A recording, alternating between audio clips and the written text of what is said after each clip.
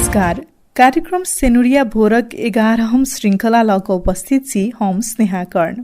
श्रोताबिन्द, कार्यक्रम सेनुरिया भोर अहाँ सब प्रत्येक शनि दिन भोर 7:30 बजे से 8 बजे धरि सप्तरी जिला में भोरुकवा FM 82.8 मेगाहर्ज, सिराहा जिला में रेडियो सलहेस 88.8 मेगाहर्ज, धनुषा जिला में रेडियो मिथिला 101.8 मेगाहर्ज, महोत्तरी जिला में रेडियो सुनगाभा 104.6 मेगाहर्ज, सर्लाही जिला में रेडियो मधेस 89.3 मेगाहर्ज, रौतहट जिला में रेडियो मधेस सनावाज 98.6 मेगाहर्ज, बारा जिला में संस्कार FM 95.6 मेगाहर्ज, आ पर्सा जिला में नारायणी FM 103.8 मेगाहर्ज पर सुन सकैत छी। समता फाउंडेशन के सहकार्य में राइजिंग मीडिया नेटवर्क नेपाल प्राली के उत्पादन में निर्माण कैल गेल एहि कार्यक्रम के मुख्य उद्देश्य अपन सबक समाज में एखनो विद्यमान रहल असमानता तथा विभेदक खदहा सबके सकारात्मक सूचना, छलफल आ उदाहरण के मार्फत न्यूनीकरण करबाक प्रयास में सहयोग पहुँचौनाइ रहल अछि। यी कार्यक्रम मार्फत सीमान्तकृत समुदायक महिला सबक यौन तथा प्रजनन स्वास्थ्य अधिकार प्रवर्धन करबाक आ व्यक्तिगत स्वास्थ्य सरसफाई के सम्बन्ध में सचेतना विस्तार करबाक प्रयास कैल जायत। दोसर दिस स्थानीय स्तर में उपलब्ध स्वास्थ्य सेवा धरि सीमान्तकृत समुदायक महिला सबक पहुँचाव के लेल सेहो एहि कार्यक्रम सँ संसार वकालत कैल जायत।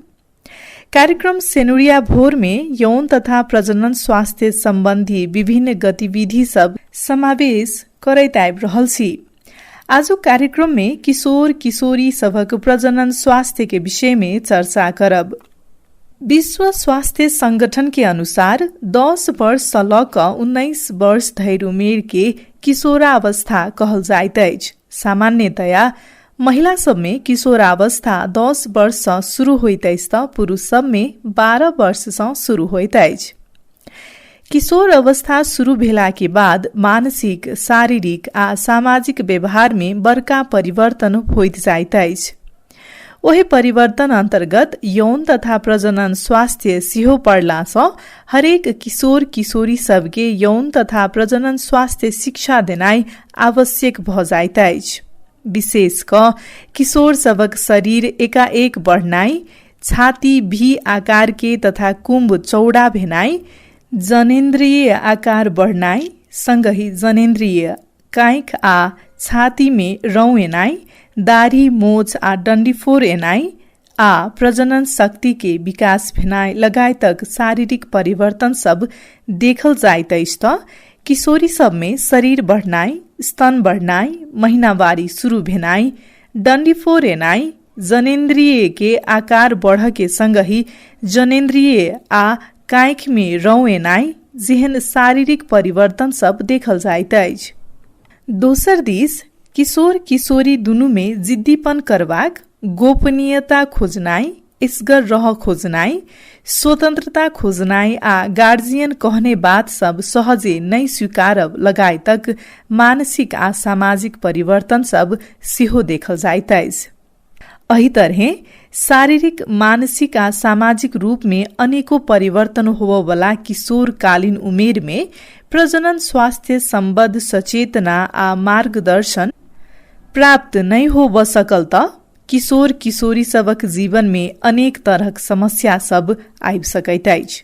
विशेष क किशोर किशोरी सबक यौन तथा प्रजनन स्वास्थ्य शिक्षा के प्राप्त नहीं कर सकला पर यौन दुर्व्यवहार, बलात्कार, यौन शोषण आ अनुचित यौन संबंध, बाल विवाह तथा अनिच्छित गर्भधारण तथा लैंगिकता पर आधारित हिंसा लगायतक विभिन्न समस्या आ संकट सब भोग पड़ि सकैत अछि। यह किशोरकालीन उमेरे सँ किशोरी सबक महीनावारी शुरू होइत अछि। महीनावारी महिला वा किशोरी में होबय वाला एकटा प्राकृतिक प्रक्रिया होइत अछि। नेपाली समाज में महीनावारी के लऽ कऽ विभिन्न भ्रम आ अंधविश्वास एखनो यथावत अछि। महीनावारी महिला में 9 वर्ष के उमेर से लऽ कऽ 17 वर्ष के उमेर धरि में शुरू होइत अछि तऽ औसत 50 वर्षक उमेर के हाराहारी में रुक जाइत अछि। बच्चादानी सँ खून आ कोशिका सब खसब या बहवला स्वास्थ्य प्रक्रिया महीनावारी होइत अछि। एही तरहक प्राकृतिक प्रक्रिया के सिहो समाज आ अवस्था में अपराध के रूप में लेवाक प्रचलन के कारण किशोरी सब विभिन्न तरहक मानसिक आ शारीरिक प्रताड़ना सिहो भोग रहल अछि, जाहि के कारण महीनावारी के उचित व्यवस्थापन में समस्या उत्पन्न भ रहल अछि त किशोरी सबक शारीरिक आ मानसिक स्वास्थ्य में सिहो प्रतिकूल असर पड़ि रहल अछि। यह किशोरकालीन उमेरे में किशोर सब में स्वप्न दोष शुरू होइत अछि। स्वप्न दोष विशेषतः किशोर अवस्था में सुतल अवस्था में सपना में देखल जाए वाला यौनजन्य क्रियाकलाप होइत अछि, जाहि के कारण वीर्य स्खलन होइत अछि। ई किशोर सब में होवे वाला स्वाभाविक प्रक्रिया होइत अछि। स्वाभाविक शारीरिक प्रक्रिया के दोष या गलती के रूप में नामाकरण क देला पर किशोर सब स्वप्न दोष भेला पर अपराध बोध में सिहो पड़ जाइत अछि, जाहि के कारण ओकर सबक मानसिक स्वास्थ्य में प्रतिकूल असर पड़ रहल अछि। ई आ एहने कारण या अवस्था के लऽ कऽ किशोर किशोरी सबक प्रजनन स्वास्थ्य के उच्च प्राथमिकता में रखनाई आवश्यक अछि। प्रदेश नंबर 2 में किशोर किशोरी सबक प्रजनन स्वास्थ्य के परिवार, समाज आ सरोकार वाला सब कतेक महत्व द रहल अछि। ताहि संदर्भ में हम सब प्रदेश नंबर 2 अंतर्गत रहल दलित समुदायक महिला आ किशोरी सबक प्रजनन स्वास्थ्य में आधारित भ क समता फाउंडेशन मार्फत संचालित चेतना परियोजना के प्रदेश अधिकृत अजय कुमार राम संग बातचीत केने छलहुं। सुनी के कहै छैथो। समग्र प्रदेश नंबर 2 को पर्यावरण के छ यौन तथा प्रजनन स्वास्थ्यको विषयमा मानिसमा सचेतनाको, त्यहाँको वातावरणको, मान्छेको बुझाइको र सँगसँगै त्यसको लागि स्थानीय तह जति सरकारी निकायहरू छन् त्यसले पनि त सम्बोधन गर्नुपर्ने हुन्छ। यौन तथा प्रजनन स्वास्थ्यको लागि कतिपय पूर्वाधार चाहिन्छ, कतिपय सचेतनाको अवस्था चाहिन्छ। त्यो अवस्था प्रदेश नम्बर 2 मा कस्तो छ र विशेष गरी अझ दलित समुदायमा चाहिँ यौन तथा प्रजनन स्वास्थ्य सम्बन्धी ज्ञान, शिक्षा, प्रयोगहरूको अवस्था कस्तो छ? एकदमै साह्रै कमजोर देखिन्छ प्रदेश नम्बर 2 मा हेर्दाखेरि। यहाँको अवस्था पौराणिक विचारकै आधारमा चलिआएको छ र वास्तवमा हेर्दाखेरि यो खास गरी दलित महिलाको क्षेत्रमा यौन तथा प्रजनन स्वास्थ्य सम्बन्धी अथवा जेन्डर बेस्ड वायलेन्स सम्बन्धी कमै चासोको विषय देखिन्छ र यो एकदम प्रकोप पनि हो, एकदम असर छ र यो नेपाल सरकार अथवा संघीय सरकार, प्रदेश सरकार अथवा स्थानीय सरकारले यसलाई चाहिँ गम्भीर रूपमा हेर्नुपर्छ मेरो विचारमा। स्थानीय तह वा स्थानीय सरकारहरूले यौन तथा प्रजनन स्वास्थ्यलाई प्राथमिकताको चरणमा, प्रायोरिटी सेटिङमा उच्चतम प्राथमिकतामा राखेका छन् कि छैनन्? कसरी काम गरिरहेछन् प्रदेश नम्बर 2 मा स्थानीय सरकारहरूले? स्थानीय सरकारले चाहिँ त्यति आफ्नो यो चाहिँ उच्च तहमा राखेको छैन, यो बाइपास गरेर गइरहेको छ। हुन त महिलाको क्षेत्रमा 10% अनिवार्य रूपमा बजेटिङ गर्ने र काम गर्ने र मात्रै यो विधिको विधान काम गरिरहेको छ सर म हेर्दाखेरि। हजुर, प्रदेश नम्बर 2 का दलित समुदायका किशोर किशोरीहरूले यौन तथा प्रजनन स्वास्थ्यको क्षेत्रमा कस्ता खालका समस्या झेलिरहेका छन्? कस्तो खालको भ्रमपूर्ण धारणा वा बुझाइमा उनीहरू बाँच्न बाध्य छन्? अनि उनीहरूले प्राप्त गर्नुपर्ने अधिकार र काउन्सिलिङहरू प्राप्त गरेका छन् कि छैनन्? यो त हाम्रो सुरुवाती चरण नै हो सर। वास्तव भने अहिले प्राप्त गरेको छैन र समस्या भन्नाले जस्तै कि दलित किशोरीहरू कम उमेरमा विवाहित हुनु यो एउटा समस्या हो र प्रजनन स्वास्थ्य अधिकार बारे आफ्ना कसरी चाहिँ वेल म्यानेजमेन्ट गर्ने, आफ्नो लाइफले कसरी राम्रो फ्यामिली प्लानिङ गर्ने त्यसमा पनि कमी कमजोरी छन्, किनभने शिक्षा र चेतनाको कमी छ र यसलाई चाहिँ राम्रोसँग वेलबिङ गर्नको लागि चेतनाको आवश्यकता छ र शिक्षाको आवश्यकता छ र स्थानीय स्तरमा पनि त्यसको चाहिँ सन्देश जानुपर्छ, कार्यक्रम सञ्चालन गर्नुपर्छ, मेरो बुझाइ हो सर।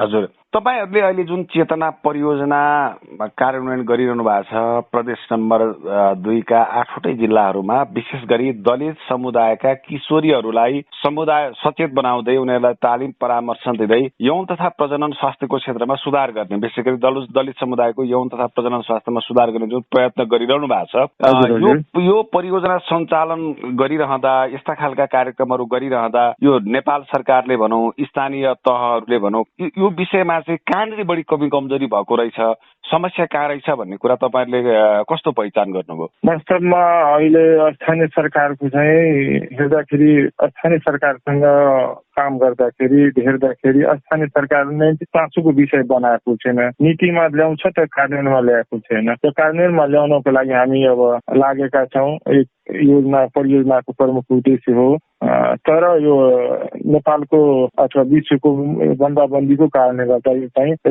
सम्भव हुन सकेको छैन।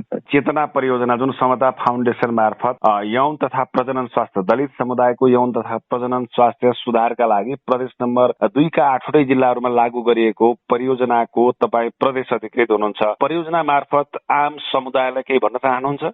म भन्न चाहन्छु, हाम्रा सम्पूर्ण प्रदेश नम्बर 2 का 8वटै जिल्ला र 136 पालिकामा लैङ्गिक हिंसा र यौन तथा प्रजनन स्वास्थ्य अधिकार बारे स्थानीय दलित किशोरीहरूको मार्फत अथवा यो लैङ्गिक हिंसा न्यूनीकरण कार्यक्षेत्रमा काम गर्ने हाम्रा दलित महिला अथवा गैर सरकारी निकायमा काम गर्ने साथीहरूबाट सम्प्रेषण जाओस्, यो सन्देश जाओस्।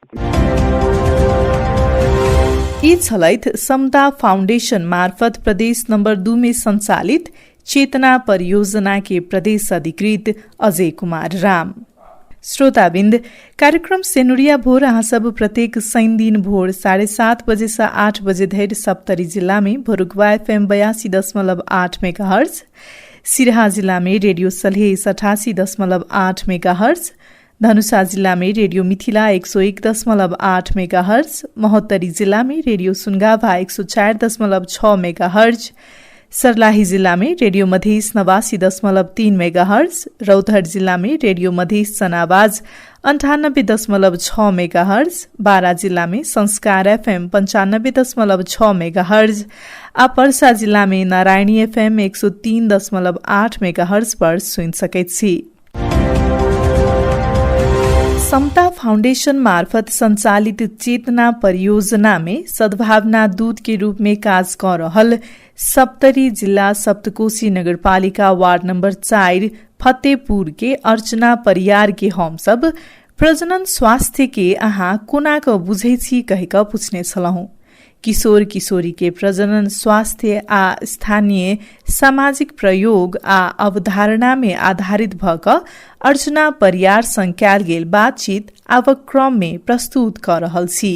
किशोर किशोरीहरूको प्रजनन स्वास्थ्य भनेको के हो? किशोर किशोरीहरूको प्रजनन स्वास्थ्य भनेको शारीरिक रूपमा मात्र स्वस्थ नभइकन हैन, मानसिक, सामाजिक, शारीरिक सम्पूर्ण रूपमा चाहिँ र यौनिक रूपमा पनि स्वस्थ रहनु चाहिँ प्रजनन स्वास्थ्य हो जस्तो लाग्छ मलाई। हजुर, तपाईहरु जस्तो किशोरीहरूले समुदाय स्तरमा जब किशोर उमेर सुरु भइसकेपछि शरीरमा विभिन्न परिवर्तनहरू देखा पर्छन्, फरक खालका अनुभूतिहरू प्राप्त हुन्छन्। त्यो बेलामा तपाईहरुलाई एउटा मार्गदर्शनको आवश्यकता पर्दछ, तपाईहरुलाई काउन्सिलिङको आवश्यकता पर्दछ, तपाईहरुलाई शिक्षाको आवश्यकता पर्दछ। त्यस्तो कुरा चाहिँ तपाईहरुले समुदायबाट पाउनु भएको छ कि छैन? अहिले त पहिले भन्दा धेरै परिवर्तन आइसकेको छ। पहिले सुरुमा चाहिँ म पनि टिनेज सुरु हुँदाखेरि चाहिँ त्यो अवस्था थिएन नि त। किशोर अवस्था गरिसकेपछि अब हामीमा आउने शारीरिक, मानसिक, सामाजिक परिवर्तनहरू जुन किसिमको देखा पर्छ त्यो परिवर्तनहरूलाई चाहिँ डरलाग्दो रूपमा लिने होइन, अरू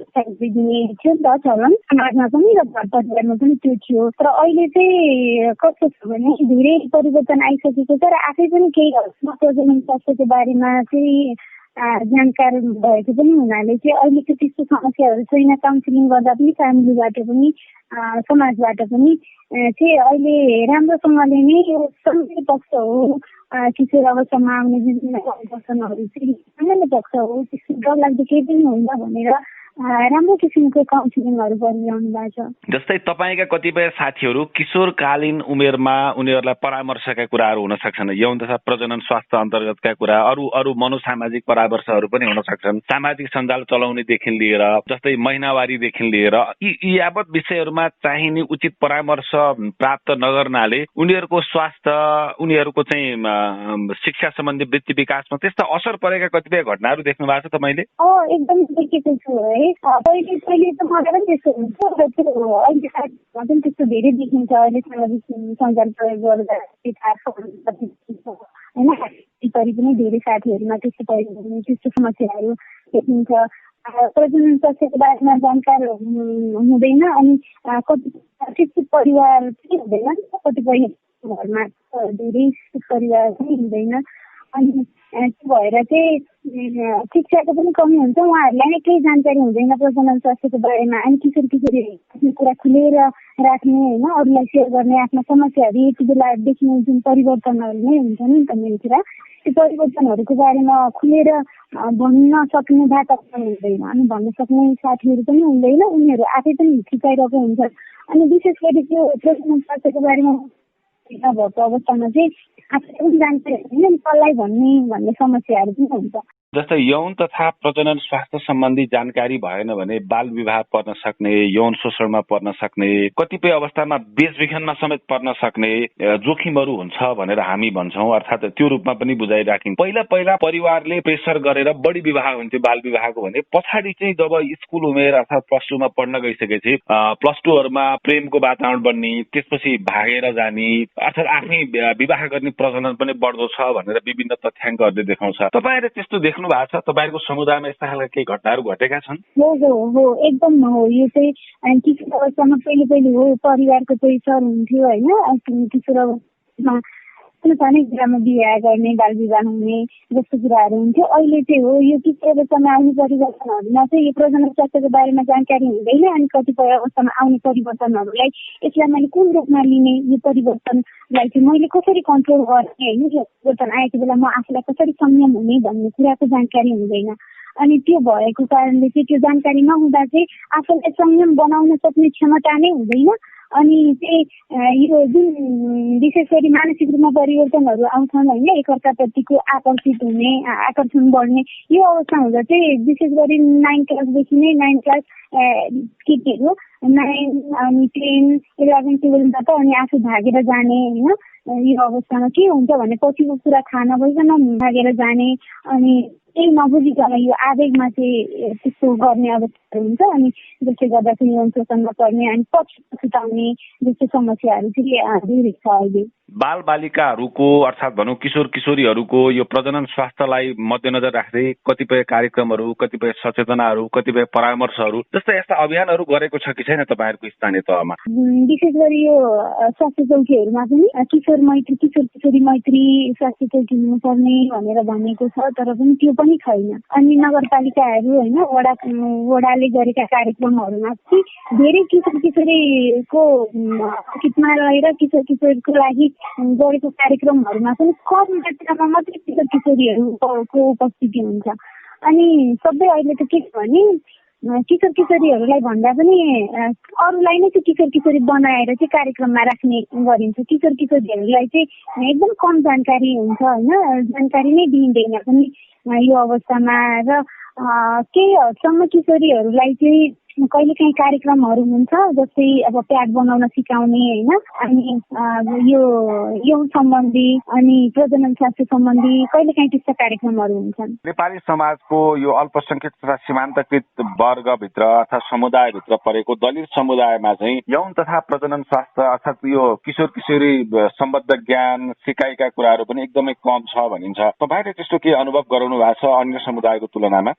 यस्तो अनुभव भएको छ। दलित समुदायमा अनि सीमान्तकृत समुदायमा चाहिँ कस्तो छ भने अलिकति आर्थिक अवस्था पनि कम हुने हुन्छ नि त। अनि त्यही भएर शिक्षाबाट पनि अलिकति वञ्चित भइरहेको अवस्था धेरै छ। अनि त्यो अवस्थामा चाहिँ शिक्षाबाट पनि वञ्चित भएको अवस्थामा धेरै जसो यस्तो किशोर किशोरी मैत्री कार्यक्रमहरू, प्रजनन स्वास्थ्य सम्बन्धी कार्यक्रमहरू हुँदाखेरि चाहिँ विद्यालयलाई जानकारी गराइन्छ, स्थानीय तहले पनि विद्यालयलाई जानकारी गराउँछ। अनि विद्यालयमा भएको जति पनि विद्यालयमा भएका किशोर किशोरीहरू हुन्छन् अनि उहाँहरूलाई मात्रै समावेश गराएको हुन्छ। अनि त्यो भएर चाहिँ दलित समुदायका किशोर किशोरीहरू अनि सीमान्तकृत समुदायका किशोर किशोरीहरू चाहिँ विद्यालयबाट वञ्चित भएका किशोर किशोरीहरूमा चाहिँ त्यो जानकारी नै पुग्दैन।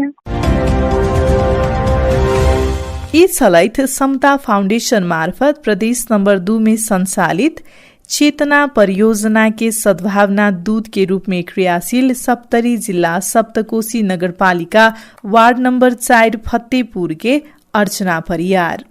अर्चना परियारे जका सर्लाही जिला ईश्वरपुर नगरपालिका वार्ड नंबर 12 में समता फाउंडेशन मार्फत संचालित चेतना परियोजना के सद्भावना दूत के रूप में क्रियाशील सनम परियार संग सिहो किशोर किशोरी के प्रजनन स्वास्थ्य आ स्थानीय समाज के अवस्था लगायतक विषय में बातचीत केने छलौं। सुनी के कहै छैथो। विशेष गरी किशोर किशोरीहरूका लागि यौन तथा प्रजनन स्वास्थ्य किन आवश्यक पर्छ भन्यो भने तपाईँ के उत्तर दिनुहुन्छ? किशोर किशोरीलाई यौन तथा प्रजनन स्वास्थ्यको आवश्यकता किन पर्छ? हामीलाई कति कुराहरू थाहा हुँदैन नि त। अब यस्तो टाइममा के गर्ने, अब जस्तो पहिलाको मान्छेहरूलाई के पनि थाहा थिएन। अब पिरियड, अब लाइक यो प्रेग्नेन्सीमा कसरी के आफ्नो केयरिङ गर्ने यस्तो भनेर। अनि यसको लागि पनि यो चाहिँ एकदम हामीलाई चाहिँ अहिले धेरै नै आवश्यकता छ, किनभने यो कारणले धेरै मान्छेहरूको डेथ भइरहेको हुन्छ नि त। अनि त्यो कारण पनि यसको बारेमा चाहिँ हामीलाई धेरै नै कुराहरू थाहा हुनुपर्छ क्या। किशोर किशोरीहरूले यो प्रजनन तथा यौन शिक्षा नपाउँदा के कस्तो समस्या झेल्नु पर्दो रहेछ? तपाईहरुले के कस्तो अप्ठ्यारो महसुस गर्नुभयो? अप्ठ्यारो महसुस त फर्स्टमा त हामीलाई के हुन्छ भने यो एउटा छोरी मान्छे भनेर चाहिँ फर्स्टमा हामीलाई चाहिँ धेरै इफेक्टेड पर्छ कि छोरा मान्छेलाई भन्दा पनि। फर्स्ट अफ अल त यो पिरियड है, पिरियडमा चाहिँ धेरै नै इफेक्टेड पर्छ, किनभनेदेखि हामीलाई कति धेरै पेन भइरहेको हुन्छ नि त। किनभने अन्त चाहिँ मैले यो देखिरहेको छु, फर्स्टमा चाहिँ यो धेरै भइरहेको, यो चाहिँ धेरै देखिरहेको छु मैले। हजुर, समस्या पहिलाको दाजुमा अहिले अभिभावकहरूले बाल विवाह गर्ने कुरा कम रह्यो, तर चाहिँ किशोर किशोरीहरू नै आफू खुसी प्रेम विवाह गर्ने अथवा भागेर विवाह गर्ने क्रमहरू पनि बढेको छ भनिन्छ। समुदायमा यस्ता घटनाहरू तपाईहरुले देख्नु भएको छ? हजुर, यो चाहिँ तपाईँले एकदम राइटली भन्नुभयो। एकदम घरमा फोर्स भन्दा पनि त्यो आफ्नो खुसीले चाहिँ धेरै भइरहेछ। यो किन भनेदेखि यो सोसियल मिडियाले गर्यो कि सबभन्दा फर्स्टमा त मलाई चाहिँ लाग्छ यो अनेकको यो हुन्छ नि, अब देखासिकी भयो कि अब उसको लागि ऊ राम्ररी हुन खोज्ने, अब राम्रो राम्रो लुगा लाउने, अनि पछि यो अनेकको भिडियो अनि अरूको देखेर यो बढी भएको जस्तो लाग्छ मलाई कि स्पेसली यो सोसियल मिडिया एकदम धेरै। तपाईको समुदायमा त्यस्तो भएको छ? आफू खुसी बाल विवाह भएका घटनाहरू छन्? एकदम धेरै भएको छ। हजुर छ, आफ्नो खुसीले पनि भएको छ। अनि एउटा आफ्नो पेरेन्ट्सले, अहिलेको पेरेन्ट्सहरू पहिलाको चाहिँ के थियो भनेदेखि सानो उमेरमा छोरीको बिहे गर्यो भने राम्रो हुन्छ भन्ने एउटा यो प्रथा थियो है। यो प्रथालाई हामीले बिस्तारै बिस्तारै हटाउँदै गयौँ। यो पेरेन्ट्सहरूले नै हटाइदिनु भयो। पेरेन्ट्सहरूको चाहिँ गल्ती हुँदैन जस्तो लाग्छ मलाई। अहिलेको यो सिचुएसन छ नि, यो अहिले जुन टाइम छ नि, यसमा चाहिँ छैन। फ्यामिली भन्दा नि बच्चाहरूले चाहिँ बढी त्यो कुरालाई त्यो देखाइरहेको छन् क्या। कस्तो खालको शिक्षा दियो भने, कस्तो खालको परामर्श दियो भने, र त्यो परामर्श कसले दियो भने चाहिँ उनीहरूको जीवन सहज बन्न सक्छ, उनीहरूको दृष्टिकोण परिवर्तन हुन सक्छ जस्तो लाग्छ? यो चाहिँ स्पेसल्ली म साथी भयो भने साथीले भनेको कुरा, यो एजमा चाहिँ साथीले भनेको कुरा बढी बुझ्नुहुन्छ क्या। अब आफ्नो फ्यामिलीले भन्यो भने चाहिँ मलाई दबाब दियो, मेरो फ्यामिलीले मेरो कुरा बुझेन, मलाई एकदम स्ट्रिक्टली राख्न थाल्यो भन्ने टाइपको थिङ्किङ हुन्छ होइन।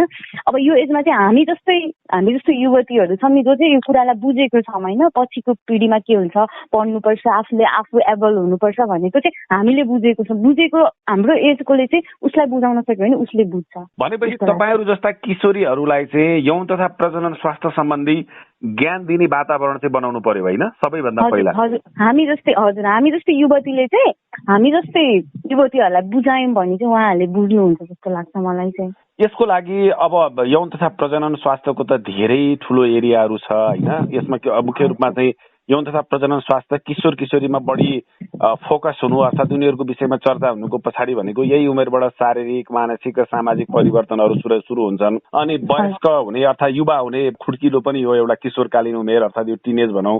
त्यसो भए हुनाले तपाईहरूको लागि चाहिँ स्थानीय तह गाउँपालिका नगरपालिकाहरूले तपाईहरूको लागि कस्तो खालको कार्यक्रम ल्याइदियो भने यो अझ प्रभावकारी हुन्छ? तपाईहरूलाई चाहिँ के गरिदिनु पर्छ जस्तो लाग्छ? सरकारले स्थानीय सरकारले के गरिदिनु पर्छ जस्तो लाग्छ?